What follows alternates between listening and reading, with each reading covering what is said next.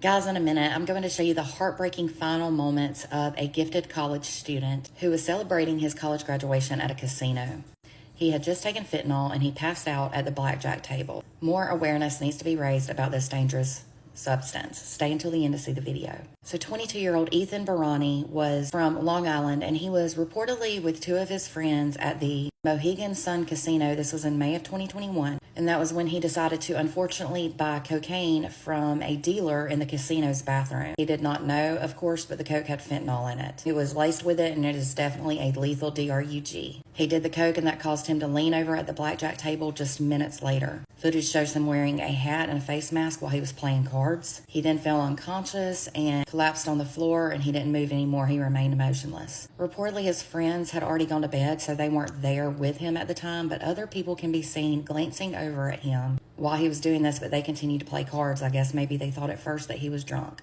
But two other people then immediately run over to him to attempt to provide aid, but they were then waved away by a staff member. Reportedly, it took 5 minutes for somebody to call 911, and that is completely unacceptable. And it took 11 minutes for EMTs to arrive. They then attempted life-saving measures. Ethan was eventually transported to a local hospital, but he died 9 days later on May 21st of 2021. It was sadly just days before his college graduation ceremony at Baruch College in New York. His father, Kamal, has spent the last 3 years fighting for justice for his son. And this was after it was revealed that the DRUG dealer who sold the DRUG to Ethan was very well known in the area, and he had actually been banned from the casino years before. This is the dealer. His name is Jared Santiago. His father has been investigating the events that led to Ethan's untimely and tragic death. He started investigating and asking questions, and during these interviews that he was having with people, he learned that 44-year-old Jared was a prolific DRUG dealer with a long criminal history. He was permanently banned from that casino for violent behavior in 2017, but he somehow managed to get through the casino security several different times between 2020 and 2022. Kamal, Ethan's father, stated that that casino puts money before the safety of their patrons. He also said that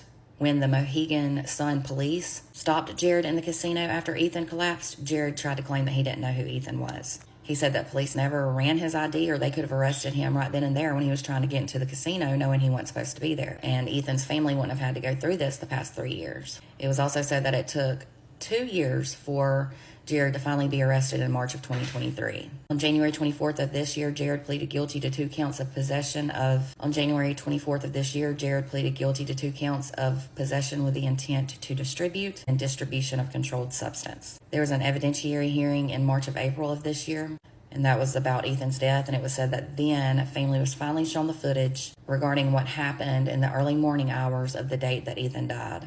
Kamal, the dad, also reportedly told a news outlet that Narcan was never administered, and that is unreal. It was said that a hearing that an expert testified that if Narcan had been administered, Ethan would still be alive. At the end of the hearing, reportedly a judge concluded that Jared had knowingly distributed the narcotics that caused Ethan's OD and death. On September 24th of this year, a state attorney announced that Jared will now serve an 8-year prison sentence, followed by 3 years of supervised release, so now hopefully justice can be served in this case. Kamal, the father, has since started a nonprofit organization called Proclivity to help raise awareness about the dangers of fentanyl.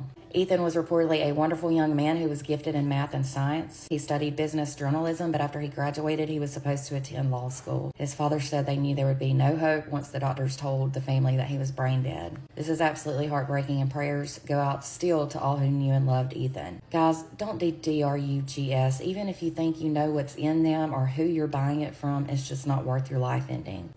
Here's the heartbreaking video of his last moments and of him collapsing. For more content, don't forget to click the follow button and to visit my website at www.truecrimewithmegan.com.